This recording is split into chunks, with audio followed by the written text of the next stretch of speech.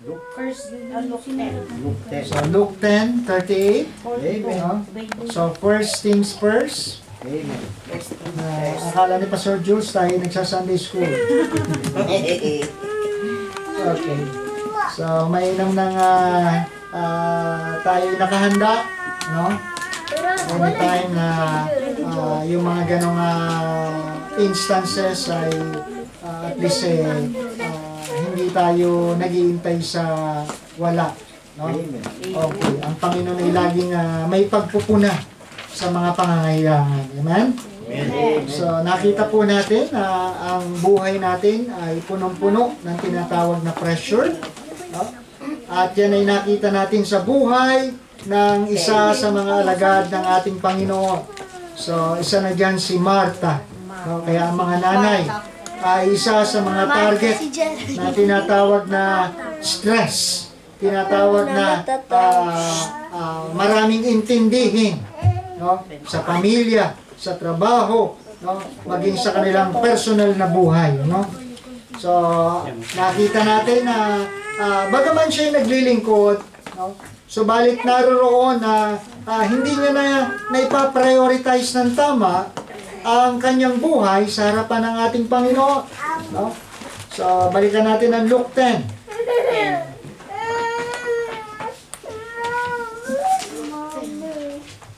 In verse number 38.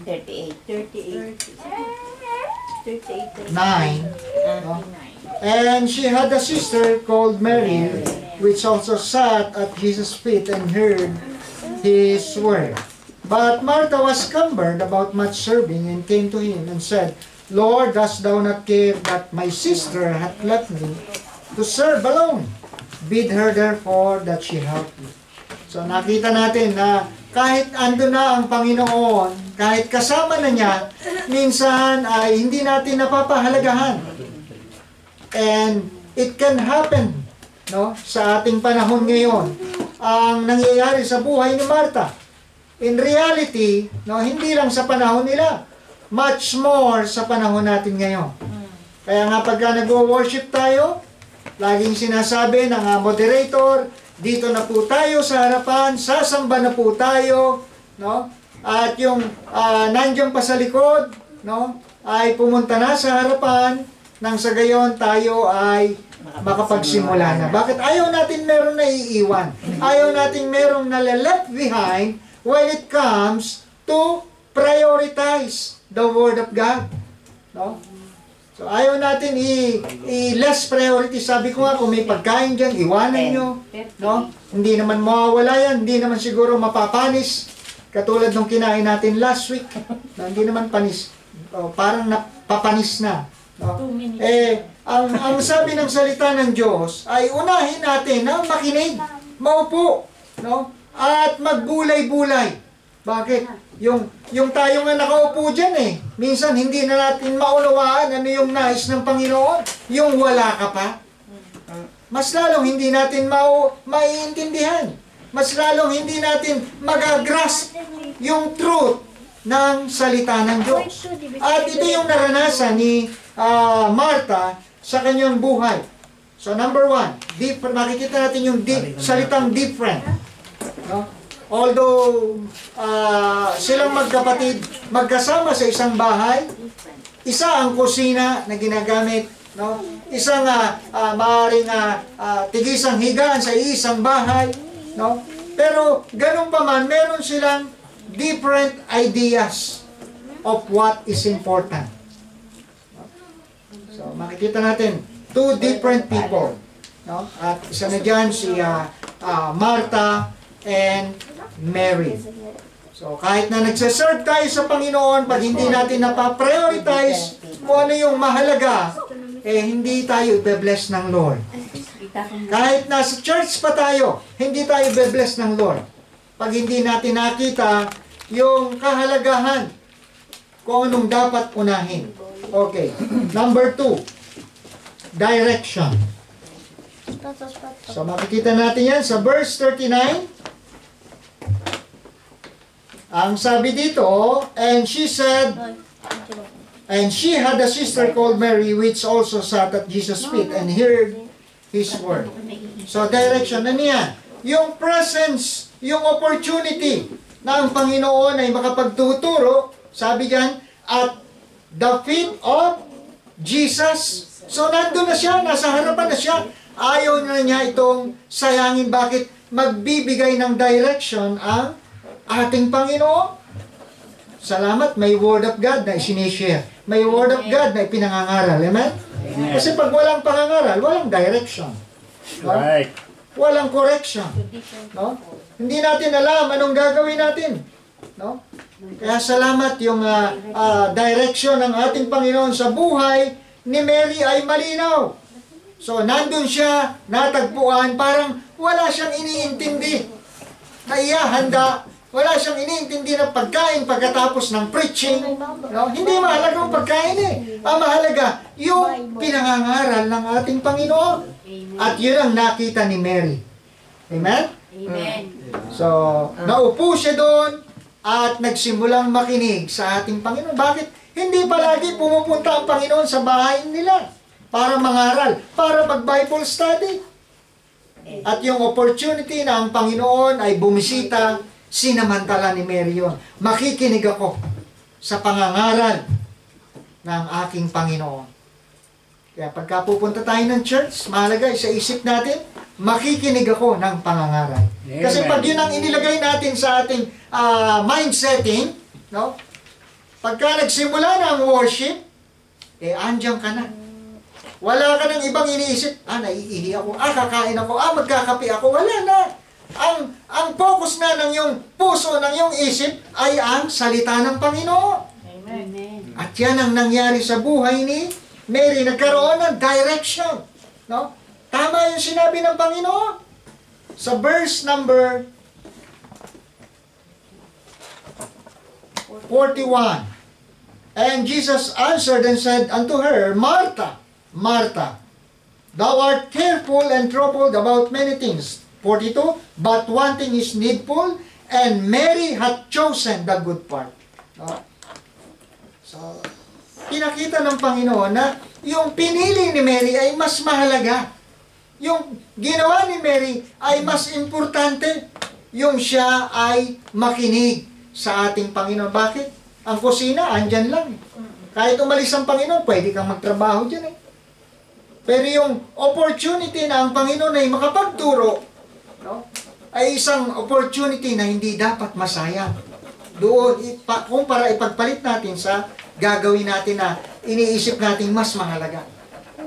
So, marahil, no, I believe na yung motibo ni Martha, no, yung kanyang motibo, tama, na mapaghandaan ng Panginoon ng makakain. Amen? Amen. So, ganyan naman tayo, lalo na tayong mga Pilipino, very hospitable. Pagka may bisita, ayaw natin na sila ay mapabayaan. No? Minsan nga, pati banyo, inaalo, baka na kayo nababa nyo, andyan ang banyo. No? So, hindi lang pagkain, kaya lang ay masyado na siyang naokupahan ng maraming bagay to prioritize the Lord. So, hindi na niya nakita yun. So, at doon ay nautusan na nga niya ang Panginoon. Pwede bang sabihin mo naman dito sa kapatid, hindi na niya madirect. Bakit? May gap na yung kanilang relationship. Hindi na niya makausap kasi baka masamain ang kanyang kapatid, ang kanyang sasabihin. Kaya idinirekta niya sa Panginoon. Nakita niyo, pag naukupahan tayo ng maraming bagay, pag nape-pressure na tayo, yung tamang tao na dapat kausapin, hindi na natin nagagawa. Bakit? Kasi mali na yung prioritize natin. Iniisip natin, tama ang ating ginagawa, tama tayo, mali sila. Pero pagka nagsimula na tayong makinig sa pala ng Panginoon, doon na tayo nagkakaroon ng direction. In Matthew 4, verse number 4, take note na lang po. Na ang sabi ng ating Panginoon, man shall not live by bread alone, but by every word that proceedeth out of the mouth of God. So, ang tao mabubuhay kahit walang pagkain na materyale. No? Pero mas higit na makapagbibigay sa atin ng buhay ay yung pakinig ng salita ng Diyos. Amen? Kaya ang isang naliwanagan, isang naging Kristiyano, isang naging born again, pagka pinangangaral na ang salita ng Diyos, ay papahalagahan niya ito, I believe. Ipaprioritize niya ito. Meron siyang mataas na pagtanaw, paggalang sa salita ng Diyos. Amen? At ito ang nakita ng Panginoon sa buhay ni Mary. Kaya yung paglilingkod niya may direction eh. Amen? Nakita niyo, pagka ipin-prioritize natin ang salita ng Diyos, I believe tama ang gagawin niya. Kaysa doon sa isang taong maraming ginagawa, no? At sa kanyang mga ginagawa, kasabay naman ang kanyang bibig. Alam niyo yun? Trabaho ng trabaho, habang nagtatrabaho, diba? Reklamo na reklamo, no? Palagi nagkakalat, walang naguhugas, ako na lang palagi, nagluluto, nagliligpit, naglilinis, naglalaba. Nakita niyo? Kaya ang mga nanay talaga, sila ang target ni Satanas eh. Para ma-distract sila. Di ba? Pagka marami kayong ginagawa at hindi matapos-tapos, at halika, mag-prayer tayo. Wala ka sa mood eh. Bakit? Kasi burden ka doon sa hindi mo natapos. At ang pakiramdam mo, wala silang concern, ikaw na lang ang nakakakita. No? Pero salamat, ang Word of God nagbibigay sa atin ng direction para mabuhay sa kanyang kalooban. Amen? So number 3, ano pa makikita natin? Distraction. Distraction. In verse number 40, but Martha was cumbered about much serving and came to him and said, Lord, dost thou not care that my sister hath left me to serve alone? Bid her therefore that she help me. So ito na ngayon ang sinabi ni Martha sa ating Panginoon, no? Dahil siya ay wala na sa focus, wala na sa momentum ang kanyang paglakad sa harapan ng ating Panginoon. Ano nangyari? Mali na rin yung kanyang sinasabi. So, inutusan na niya ang Panginoon. Wala ka bang concern? Ako'y abala sa kusina para maghanda. Pwede bang sabihan mo ang aking kapatid, no? Na tulungan ako para matapos na? So kung titingnan natin, no? Sabi ko nga, minsan ay ma-observe nyo pagka tayo nananambahan, no? Lalo na nung kayo dumating dito. Pag sinabi kong ganitong oras tayo mag-i-start tayo kahit ilan ang andyan. Amen? Amen. Bakit? Kasi hindi pwedeng maghintay ang Panginoon sa atin. Hindi ang Panginoon ang mag-a-adjust sa atin. Tayo ang mag-a-adjust para sa Panginoon. Amen? Amen. At ito yung nakita ni Martha na dapat ang mag-adjust ang Panginoon. Maghintay ka muna dyan, Panginoon. Patulungin mo ang aking kapatid. Kaya alam nyo, ang time is discipline. So, isa sa disiplina, makikita mo na ang tao ay organized una sa oras. Amen? Amen. At ang gusto mangyari ni Martha ay paraan ng tao, hindi paraan ng Diyos. No? Upo ka muna dyan, Lord. Yan. Upo ka muna dyan habang kami naghahanda ng pagkain. No? So yung priority niya, mali na. Panglaman na. Makalaman. No? Para ma-satisfy. No? Kaya yung pupunta ng church, ang motibo ay pagkain. Doon pa lang, mali na eh. No? Uy, punta ka sa church. May kainan kami doon. No? Hindi na ang salita ng Diyos eh. Parang ang pinaka-point ng pagsamba ay pagkain. Although hindi masama kumain, masarap nga kumain eh. Kahit nagsakitan ng mga tiyan natin, di ba? Na-enjoy nyo naman eh. No, yun nga lang. May consequence. Enjoy din ang indoor. Ayan. Sumobra. So nakita natin na ang nasasatisfies ay ang laman na, hindi na ang Panginoon. Kaya salamat sa salita niya. no? Na ang layunin ng Diyos ay tayo ay mahubog, maitama, madisiplina. Pero alam niyo, gusto ni Satanas, magkaroon tayo ng tinatawag na distraction. Ma-distract tayo sa paanan ng Panginoon. So, may mga motibo na I believe na tama, pero yung kanyang method mali. No? Hindi pwedeng maghiwalay yan. Kung tama ang motibo mo, motive mo, dapat tama rin ang metodolohiya mo. Tama rin yung pamamaraan na gagawin mo. At ganun ang pagsamba natin sa Diyos. Kung ang motibo mo sumamba, dapat ang pamamaraan mo, tama rin. Ano yan? Maupo ka dyan, makinig ka. Unawain mo ang sinasabi ng Panginoon. Amen? Amen. So, kasi si Satanas, kabaligtaran ang gusto niya na mangyari. Kung ang gusto ng Panginoon ay mahubog ka, matuto ka, maitama ka, siya naman ay gusto niyang wasakin ka. At itong nangyari sa buhay ni Martha. Although Martha is one of the disciple of our Lord. Isa siya sa tinuturuan, inaaralan, kaya lang dumating sa punto ng kanyang buhay na masyado na siyang naokupahan ng maraming bagay. No? So kung tayo maokupahan, masyado ng busy, no? Hinahati mo na ang oras mo, pati linggo. So nagsisimula na tayo mawasak, masira, madistract sa focus ng ating pakikinig ng salita ng ating Panginoon. So, number 4. Hindi lang distraction ang makikita natin. So, number 1, different. 2, direction. 3, distraction. Number 4, dissension. Alam niyo yung salitang dissension? Bumulusok na. Ayan. Pababa na. Imbis na paakyat, naging pabulusok. Ayan. Ano yan? Yung motibo ng paglilingkod ni Martha, hindi na ang Diyos ang nag-glorify sa buhay niya. No? Kundi ang sarili niya. Anong sabi niya? Lord, patulungin mo sa akin itong aking kapatid. So yung gusto na niya ang dapat masunod, hindi na yung gusto ng Panginoon. So yung kanyang spiritual na pananaw, no, sa salita ng Panginoon, sa pagbisita ng Panginoon, bumabaw na, hindi na priority. Panginoon, mas mahalaga ang ginagawa kong paghahanda. No? Ito'y para sa iyo naman.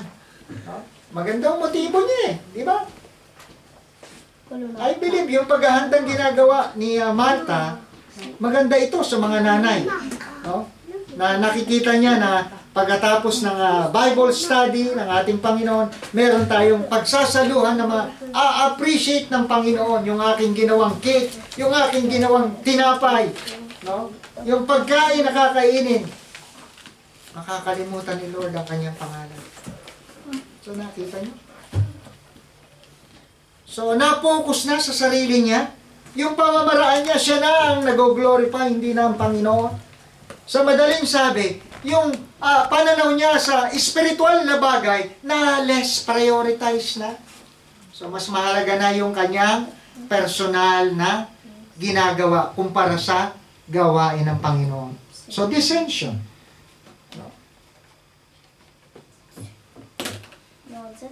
So, ayaw natin na ang ating paglilingkod ay maiwan ang ating spiritual life. Amen?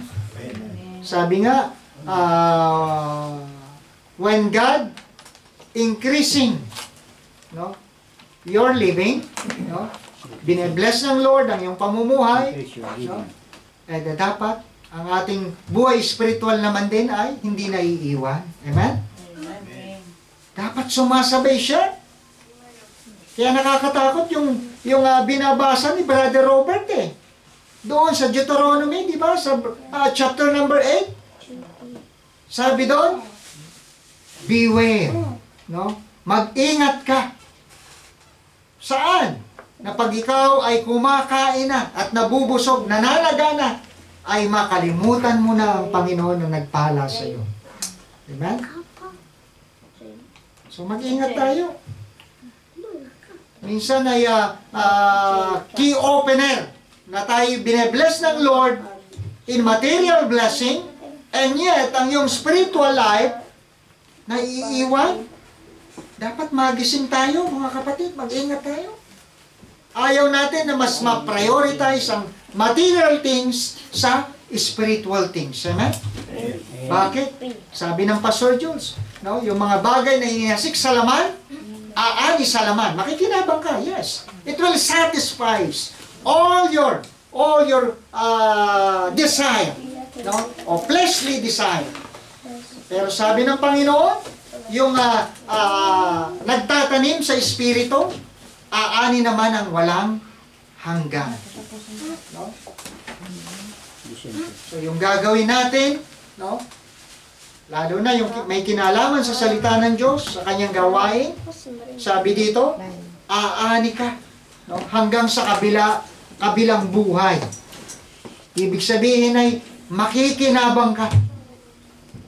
Kaya makikita natin ang ating spiritual life kung nagde-descend na, no? Bumababa na. Pag na yung ating mas napaprioritize natin yung material things sa spiritual things. No? Natutuwa ako sa mga kapatiran na atay ng sipag. No? Talagang nagtatrabaho na, nakukuha pang mag-sideline, mag-extra, no? O magbenta. So nakakatuwa, napakasipag. Pero mag-iingat kayo mga kapatid kung anong napaprioritize nyo. Kasi baka mamaya, yan ay makalaman na hangarin lamang, hindi pang spiritual, hindi pang matagalan. So, totoo naman din, naglilingkod ka na. Mas maganda yung yung maging motibo ay isama mo na, pati spiritual. No? Na nakakatuwa yung mga nanay, mga tatay, no? Ultimo maliliit na bagay, inaalisan ng ikapo. No? May mga tatay, may mga magulang, yung mga bata, may mga member yung mga bata na may mga asenyo, tinatanggalan pati yung asenyo ng bata ng ikapo. Bihira yun. Nakaka-bless. Naiisip nila na maging sa anak nila na nagiging pagpapala, isinasama sa gawain ng Panginoon. Nakakatuwa pagka ganito ang mga magulang natuturuan ng mga bata. Hindi man, lingid man sa kaalaman nila, one day, ipapaunawa sa kanila ng Diyos. Hindi mo man sabihin, mauunawaan nila yan. Bakit? Ginagawa mo Ang Lord ang magpapaunawa sa kanila ng ginagawa nyo para sa kanila. Minsan maisip, ginagawa kaya ng tatay ko ito sa akin? Siguro ginagawa niya to kasi ganito yung nakikita ko na dapat So, ang Lord ang magpapaunawa sa kanya. Kaya kahit hindi natin sabihin sa ating mga anak, papaalam sa kanila ng Panginoon At ngayon, kung dalaga ka naman, wala kang anak. O ikaw ay menopause na, hindi ka na magkakaanak. No? Pwede mong gawin yan. No? Sa sarili mo na lang. Kahit wala kang anak. Amen? Mga young people. Pwede mong gawin yan kahit wala kang anak. Yung magtapat ka lang sa sarili mo. Ginawa ko yun minsan nung ako'y nasa young adult. Na lahat ng bagay, subukan ko nga, lahat ng meron ako, tatanggalan ko ng ikapo. Ginawa ko minsan yan So, nakita ko kung doon sa aking pagpapalang pinansyal, ako'y nag-ikapo. Bakit hindi ko gawin, subukan sa iba? No? O bibili ko ng damit, halaga ng damit, 10 euro, tatanggalan ko ng ikapo. Magkano yun? Piso. Diba? Sinubukan ko yun. Ginawa ko. Sino nakinabang? Ako rin. Kasi hindi ako mag-grow sa giving pag hindi mo sinubukan, mga kapatid. At ito yung hindi nakita ni Martha sa kanyang paglilingkod. So, nakita niya, yung ginagawa niya, yun ang tama. No? Kaya Panginoon, sabihan mo yung aking kapatid na tulungan ako. No? Kaya ang Panginoon nirebuke siya. Sinaway siya. Bakit? Kasi pabulusok na siya. Pabagsak na ang kanyang Christian life.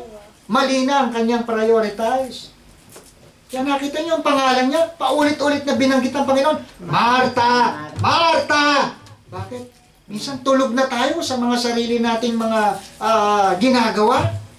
Sarado na ang isip natin. Ito ang dapat kong gawin. No? Kaya ang Panginoon, pag kinausap tayo, Marta! Marta! No? Paulit-ulit.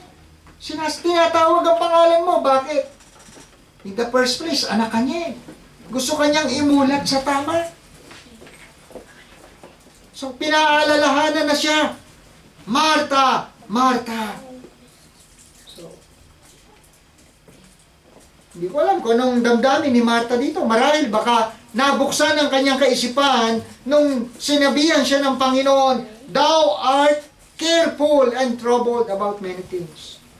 So, mag-ingat ka. Mag-ingat ka. At ikaw ay masyado nang nababagabag, nababahala ng maraming bagay. Kaya alam nyo, kahit Kristiyano na tayo, minsan ay nabubulag na rin ang ating kaisipan pag hindi tayo napopokus sa ating paanan ng ating Panginoon. Marta, Marta. No? Di ba pag tinawag mo ang isang tao sa kanyang pangalan ng 2 beses, hindi normal? Ibig sabihin, meron kang gustong ipaunawa. Ganyan ako minsan sa anak ko. Hana! Hana! Jana! Jana! No? So, pag binabanggit mo ang pangalan niya, na-alarm siya. No? Na-alarm siya. Bakit? Tinatawag ka ng Panginoon. Tinatawag ka ng Ama. Okay, number 5.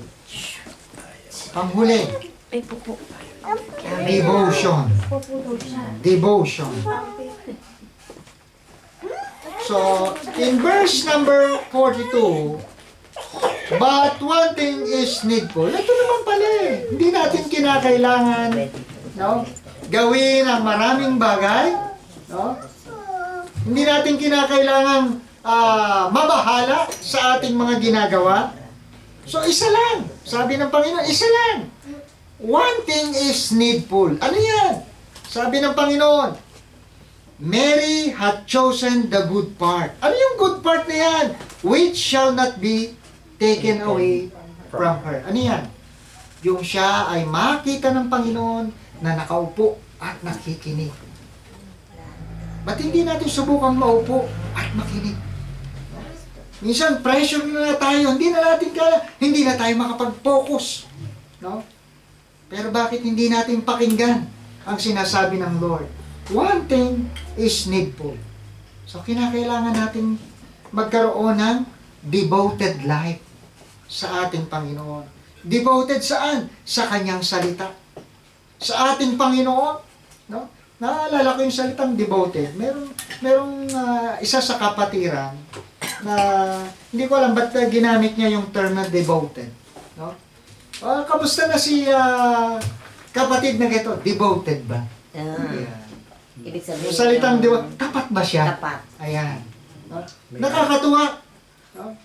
So, na bihira akong maringgan yung salitang devoted na gamitin. No? Devoted ba siya? Ayan. So, nakakatuwa naman. No? Dapat lahat tayo maging devoted sa ating Panginoon. Devoted to you. No? Dapat ay kakitaan tayo na tayo'y talagang matapat, masugid, no? Na naglilingkod sa ating Panginoon. So, Jesus calls us to be devoted. So, kaya hindi masama maging tapat eh. Bakit? Tinuturo talaga ang katapatan. Lalo na sa ating Panginoon. Kasi alam nyo, ang church na hindi naturuan ng katapatan, I believe, sa lahat ng aspect ng buhay nyo, maging sa relationship nyo, no? Apektado pag wala ang salitang faithfulness. Amen? Pag wala ang salitang devoted. Kaya tayong mga tatay, dapat iisa lang ang ating Eva. Amen?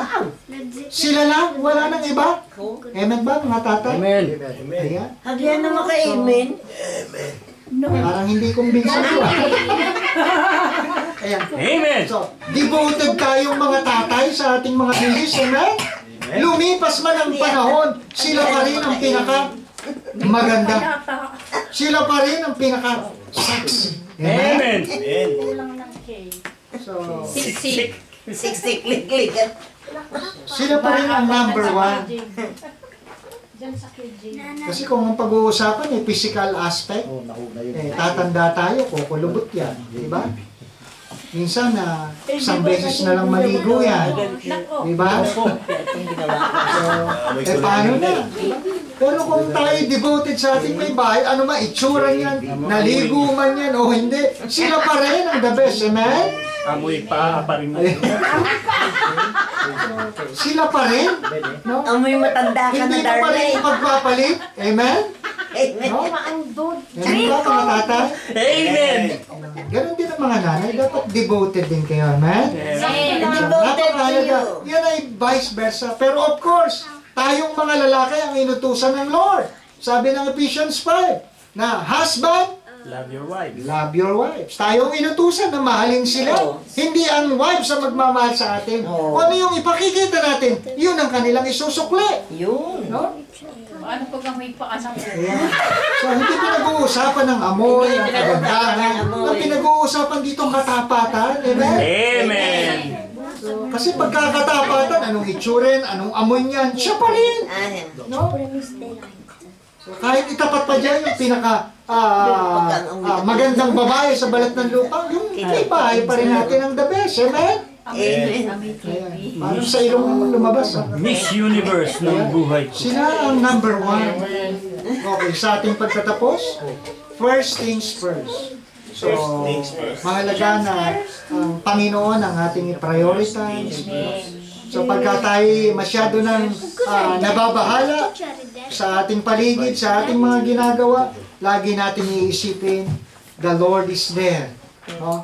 Na lagi niya sinasabi, anak, unahin mo. Anak, pagod ka na. Anak, hindi mo na kaya. You need to sit and listen. Amen? Amen. So, kinakailangan minsan natin, minsan mas effective tayo pagka umupo ka sandali. No? Kaya totoo yung, alam niyo yung salitang power nap. Naranasan niyo yan, yung talaga antok ka na, hindi mo na magawa ng tao. Ipit mo kahit isang minuto, dalawa. No? Paggising mo, buhay na buhay ka na. So, ganun din. Sa gawain ng Panginoon, hindi natin kinakailangan maraming accomplishment. Minsan, kinakailangan natin maupo at mag-focus muna. No? At pag nakapag-focus tayo, no, na-recharge tayo, doon ka gagamitin ng Lord. Amen? Amen. So, nawa, lahat tayo ay maging katulad ni Mary, no? Na alam niya kung ano yung dapat unahin, alam niya kung anong dapat i-prioritize, which is the Word of God. So, tayo pong lahat ay tumayo, tayo po ay manalangin. Mary Castro. Dakilang Diyos, salamat pong muli sa aming napakinggan na maiksing pangangaral. Thank you, Lord, for reminding us that this world is distracting us para kami makapag-focus sa inyong mga salita, Panginoon. Salamat, O Diyos, na paalahanan kami sapagkat hindi lang ito nangyayari sa panahon ni Martha, Panginoon, ni Mary, maging mas lalo sa panahon namin na ang tao ay punong-puno ng maraming bagay sa kanyang buhay, Panginoon, sa kanyang ginagawa, sa kanyang iniisip, sa kanyang ginagalawang mundo. But thank you, Lord, for reminding us na mahalaga na kami makaupo at makapakinig ng inyong mga salita na